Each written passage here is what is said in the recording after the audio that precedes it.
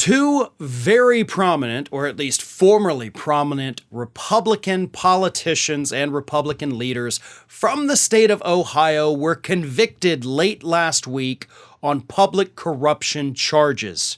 The two men are former Ohio Speaker of the House, Larry Householder, and former Republican State Party Chair, Matt Borges. These two men, according to what they were convicted of, here it is from WCPO in Ohio. Prosecutors accused ex-GOP chair turned lobbyist Borges and Householder both of being part of a complex scheme to funnel nearly $61 million in dark money from Akron-based First Energy Corp and its subsidiary to elect Householder as Speaker, solidify his power base, secure enough votes to pass a ratepayer-funded bailout of two nuclear plants, and ensure it survived a ballot campaign to overturn it.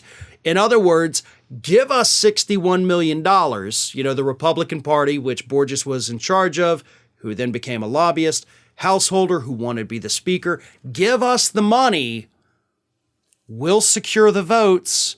We'll run the public pressure campaign so it can't be overturned on the ballot, and we'll make sure that you get money in return. Racketeering is what they got him on. RICO, which of course is usually reserved for organized crime. And in fact, the prosecutors admitted basically that this was the first time throughout the country that racketeering charges have been successfully applied, secured a conviction against former elected officials. That's pretty massive. It's also got to be pretty scary for Donald Trump because we know that the Georgia prosecutor Fani Willis had brought in RICO racketeering experts to help her craft her case. So this is sending shockwaves through the entire political world because they did something that hasn't been done before. These two men, Borges and Householder, held enormous power in the state of Ohio. I mean, to the point where they believed they could do this scheme and get away with it because they thought they were untouchable, as we've seen with far too many politicians today. They weren't. The jury deliberated for 9 hours before coming back with the unanimous decision that these men are guilty. They now face up to 20 years apiece in prison based on the charges they were convicted of. The judge has not yet set a sentencing date for them, but he did tell them, U.S. District Judge Timothy Black urged them to go home and, quote, do productive things while they await sentencing from him. So you guys don't have much time to be free men, so I suggest you go home and you get productive.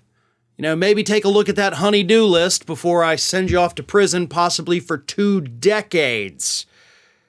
Maybe read your kids a couple stories because your greed and your arrogance is going to prevent you from doing that until they're grown adults, most likely.